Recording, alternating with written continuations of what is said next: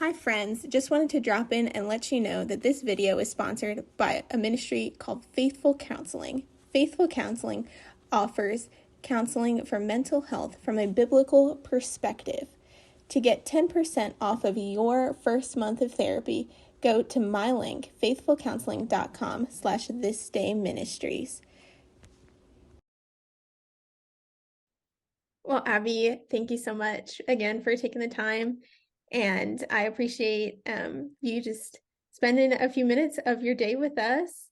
So, why don't you go ahead and introduce yourself to everybody and share a little bit about what you do and just about yourself? Yeah, of course. Well, thank you for having me. I'm Abby Robertson. I love Jesus and I love music, and I've been so grateful to be able to share my testimony through my songs and just like pour out who I am and who God has called me to be through music. And hearing the impact that it's had on people's lives has been so insane to me. And, at the end of the day, I'm human too. And so, like, when people reach out to me and they say, like, oh, your song has helped me through this time, or has gotten me through this situation in life, or hopefully this isn't oversharing, but someone, and I won't name who it is, but someone shared a story with me about how, this person had listened to one of my songs like right before they were deciding to take their life, and it changed their decision, and they're here today because of it. And stuff like that gets me crying and just like proves to me that God is so real and loves us so much, because I don't believe in coincidences. I think that Gevy is just ordained by God on purpose for his timing and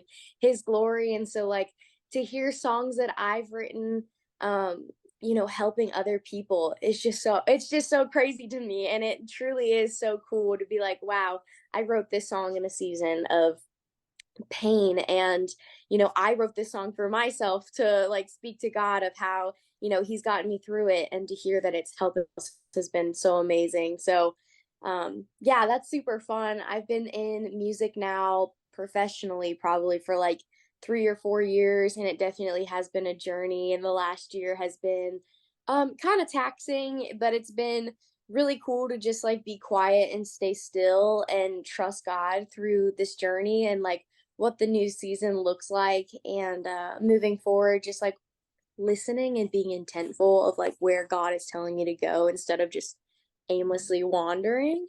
So I'm excited to see what this next year is, and what God continues to do in and through my life. So That's great.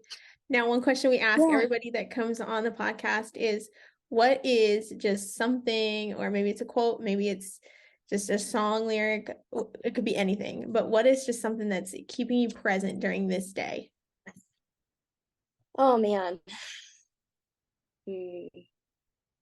That's a good question. There's a few of them. One of my buddies actually said it to me before we were ever on the road together. Torrin Wells, and I interviewed him on a carpet before Winter Jam, and he said something to me, and he was like, all you have to do is serve the people around you, and you'll watch the gift that God's given you flourish. And that's something that Mm. I like hold on to too, is just to know that like we're here and we're placed on this earth to serve. And what does serving look like? Like, serving looks like obedience and being there for people, and loving others through it, and sharing the good news of Jesus with one another. So I Yeah. think that's something I hold on to. And then, like, a big one for me is being a person that lives with intention. Like, Mm. everything that I do, I want to be intentional about it. And, the conversations that we have, I want them to be intentional and pointing back to the Lord. And yeah, I just hold on to knowing that like there's purpose in doing all of this stuff. And like, this is not a podcast interview to me. Like, this is just a conversation with a friend, and we get to glorify God in what we're talking about. So, Yeah. it's just so cool to me. And yeah, I think those are some things that I just hold on to. I love it. That's such good advice. That's so sweet. If like nothing else is said, like I hope that people take that with them today. But Yeah. as people come to see you in a show, or as people just maybe have a conversation with you, what kind of experience or interaction do you want people to receive when they get to know you as Abby? I love hearing that question. My biggest thing, even walking through this season of like what this looks like, but I've always really genuinely just wanted to be the most authentic version of myself possible because like oof, I've spent so long looking up to people thinking like they have it all together and why am I not that way? And in reality, like we are all really messy humans. We're just saved by grace. And I just hope that like people who get to meet me in person are like, whoa, she's like actually a normal person. It's not just like this thing Yeah. online. Like she is who she is. And like we're doing this Bible study with my church, and they actually asked these uncomfortable questions the other day, and they're like, "What's an attribute you think you're good at?" And I was like, "Oh, I don't like this. Like, this is not a question I want to talk about." And to hear these girls be like, Abby, like we think you're a good listener, and like you're really there for people, and to like sit in that and think about it, like every time someone wants, or every time I want to meet someone, I want them to think, wow, I left that conversation feeling heard, feeling loved, and feeling Mhm. valued, and really like seeing Jesus through all of it. So probably that. Yeah, no, I think that's so important because I was talking to a friend the other day who was just struggling with like just something in her life, and she's like, I just don't feel like I'm worth anything. And I said, oh my goodness, if you only knew that you were worth so much more than you could ever even imagine. And I think Yeah. that's so important. Like people just don't realize that they are worth so, so, so much Yeah. more. So I think that, that's a big trending thing. And maybe trending is the wrong word, but something I've noticed even in like my dear friends' lives right now is we're having like an attack on identity of like not Mhm. knowing who you are, not knowing whose you are, not knowing your worth and your value. And I've been saying this literally for like like every single one of us, you included, me included, like we have been designed in such a way that is so unique that you will never find someone who is exactly you. And so like in that, I think there's so much beauty knowing like I'm worth so much because I'm one. There's only one of me. Yeah. My fingerprint is not the same as someone else, and God sees me and thinks like, wow, that is such a good creation, and he's so enthralled with like the beauty of who you are. So it's so sad, but we're all human and everyone faces those things and has those days. But to remember that, like, God is so in love with who you are and who He's created you to be. And, like, that's truly where you've got to find your worth and your value. And so, even encourage your friend in that, just knowing that, like, there's only one of her, and the world would be so sad without her, you know? That's so true. So, so true. And I think another, like Yeah. pivoting a little bit from that, but in our culture, we've just seen a huge, huge revival happen just with Asbury, with different schools, even here in Nashville and outside of Nashville. But what posture, just in your opinion, do you think we can take in our day-to-day lives to continue that worship-centered attitude? Ooh. One I think is like waking up and having gratitude. Mm, Someone was saying to me not too long ago that like when you feel as if you're like sad or depressed, you're lacking gratitude. And so I think like waking up, and I've been challenging myself to do that this month, but like waking up and being like, okay, I'm here. Like, thank you for another day to yeah. breathe. Thank you for like these small things. And even when I was just getting saved, I was going through a really tough time and struggled with like trying to find something to like, I don't know, be happy about, like to have Yeah. that wake up fire kind of feeling. And I remember like 5 times I would just write like something tiny I was grateful for. And I tell this to my friends. I'm like, even if it's the dumbest thing you think, it probably has purpose. So like if you literally write down, I'm grateful for this pen. Like it's tiny stuff like that to just Yeah. change the posture of your heart to be like, this is a gift. Today's a gift. My Mhm. dog sitting in front of my feet right now is a gift to me. Like being able to do my hair, that's such a gift. And I spent a lot of time overseas doing missions work too. And when you get to see someone in a position of lack, like they don't have clean water, they don't have shoes on their feet, they don't have a shirt on their back, and they're so happy. And then you come here and you're like, well, they got my order wrong at the coffee shop and now I'm mad and my day's ruined. And it's like, if you shift your perspective to be like, thank God I can even order coffee. Thank Yeah. goodness that like I even have a car to get into to drive to get coffee. Like it starts to shift your perspective in life. And I think those are tiny things. If you just have like a heart change, just a tiny bit, like just small things to notice and start to have more gratitude, you can remain in a heart posture of like revival. I really truly believe that. Yeah, absolutely. That's so incredible. In your time doing missions, like where all did you go? What all did you do? Tell us a little bit more about that.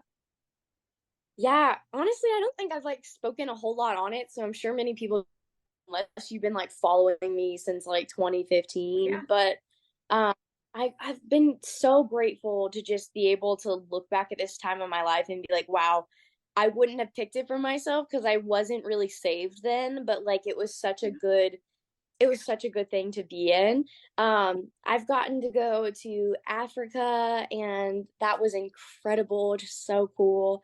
I got to go meet like my host family in Africa. I was sponsoring a kid and like got to see where they were living So and fun. went in their hut with them and like, got to like just it was so cool. It puts purpose to like what you're doing. Like Mhm. it's like, oh wow, this has so much meaning.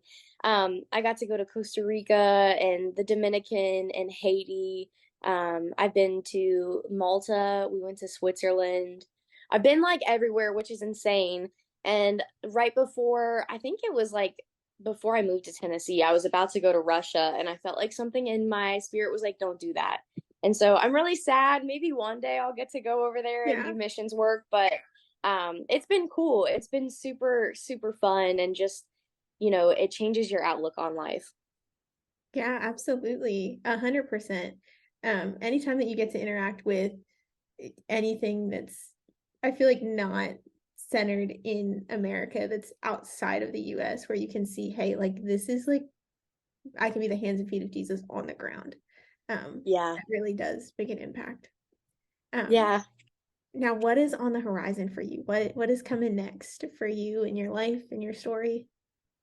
Um, I'm holding on and trusting that God is taking care of it. It has been a really crazy year. I know that outside of Abby Robertson, the brand right now, the label that I was signed to is putting out some music in April and in May. So I know people will be excited about that. It has been like a year-long hiatus from, Abby Robertson. And as soon as I got off of Winter Gym, everyone was like, "Where are his songs at?" And I was like, pray for him. Like we can trust the Lord and see what the timing is in his world. But I know there's new music coming out. I'm trying to figure out what this new season looks like, and I don't know. I'm taking it day by day. I Someone asked me actually this morning, and they're like, "How are you doing?" And I was like, "Honestly, this has been one of the most amazing seasons of life. Although it looks like I'm not doing anything, like I'm just really pouring into people around me and having them pour into me and like focusing on Jesus." And someone was like, "Well, you're just not on social media anymore." And I'm like, there's just something that happens when you're so fixated on helping other people and them building life with you that you just forget about this like online like presence. And so I'm sure people are like, where is this chick at? But like I am figuring out life. I'm praying through it. I'm getting more involved with my church. I'm hanging out with my family. I actually am recovering almost a year now from a spinal injury that occurred on my birthday last year in June. And so I spent like a good 6 months learning how to have mobility again and like walk and how to do simple tasks. So there's a lot of stuff that doesn't get shared on social media, and some of it I'm like, is it beneficial? Like, do people need to be invited in that space? But coming out of that season and into this new one, being able to like even work out again and like lift my legs higher than I used to be able to, and sit without having pain, it's just been crazy. So I don't know what this new season's gonna hold. I just assume that it'll be a crazy journey, and anytime that I just try and make plans for myself, the Lord's like, here, let me just go ahead and rearrange those. Hey, but sometimes those are the best seasons though, when you're in a season of unknown, you're like, hey, this is the first time like I don't need to worry about anything. Like I don't have any deadlines. I can just rest that God's going to take care of it. So those are the best. That's what we're holding on to. We're hoping, and I know he's gonna keep moving. It's just I think it's that verse, like, be still and know that I am God. And I feel like this season is truly a be still moment. And knowing my personality, I've been so good at just rushing through life. So to be like present in these moments and actually feel everything that's going on and be like attentive, I think that's it, to other people and like listen, it's been really good for my soul. So I can't complain. Well, good. Well, Abby, thank you again so much for hanging out with us. It was so good to talk to you and so sweet to hear your Yeah. heart today. I'm so glad that we got the chance to do this. Of course. Thank you so much for having me. And I look forward to seeing what happens for you guys and how much the Lord is going to bless you guys through this time and who else you get to have on here. And I look forward to seeing you guys grow even more. Oh, well, thank you so much. You're so sweet.